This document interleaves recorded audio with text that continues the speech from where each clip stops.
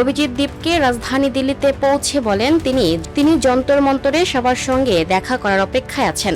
সামাজিক যোগাযোগ মাধ্যম এক্সে দেওয়া এক পোস্টে তিনি আরও লেখেন, আমাদের এই আন্দোলন ভালোবাসা ও শান্তির মাধ্যমে পরিচালনা করতে হবে। খবরে বলা হয়েছে তিনি আনুষ্ঠানিকভাবে যন্তর মন্তরে একটি শান্তিপূর্ণ বিক্ষোভ কর্মসূচির অনুমতি চাইতে থানায় যাচ্ছেন। এর মধ্যে আন্দোলনের সমর্থক ও শিক্ষার্থীদের সকাল 9টা থেকে পার্লামেন্ট স্ট্রিট থানার সামনে জড়ো হওয়ার নির্দেশ দেওয়া হয়েছে। এদিকে শিক্ষা সংস্কারক ও জলবায়ু আন্দোলন কর্মী সোনম ওয়াংচুক জানিয়েছেন তিনি এই আন্দোলনে যোগ দেবেন।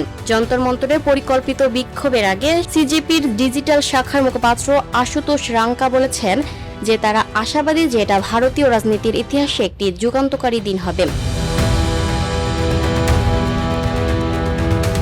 এদিকে দিল্লি পুলিশ জানিয়েছে শনিবার 6 জুন যন্তর মন্তরে প্রস্তাবিত বিক্ষোভের জন্য ডিজিটাল সংগঠন ককরোচ জনতা পার্টির পক্ষ থেকে এখনো কোনো আনুষ্ঠানিক অনুমতির আবেদন তাদের কাছে পৌঁছায়নি।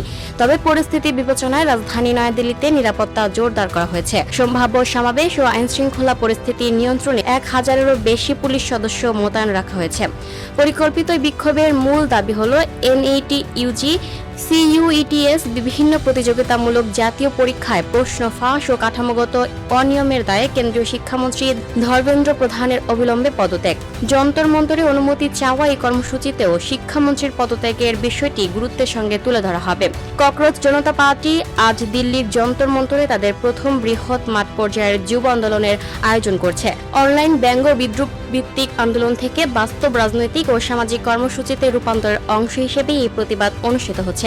আন্দোলনকারীরা NET UG 2026, CUET, SSC GD এবং CBSE এর অন স্ক্রিন মার্কিং মূল্যায়ন ব্যবস্থায় অনিয়ম ও প্রশ্ন ফাঁসের অভিযোগ তুলে ধরেছেন।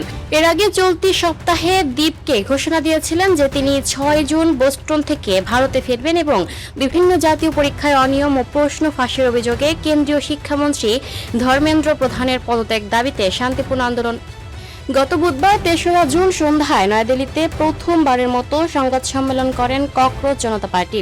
সংবাদ সম্মেলন থেকে নেতারা NET, CBSE ও অন্যান্য প্রতিযোগিতামূলক পরীক্ষায় প্রশ্নপত্র ফাঁস ও ফলাফলের ত্রুটি সহ নানা বিতর্কের কারণে শিক্ষামন্ত্রী ধর্মেন্দ্র প্রধানের পদত্যাগের দাবি জানান।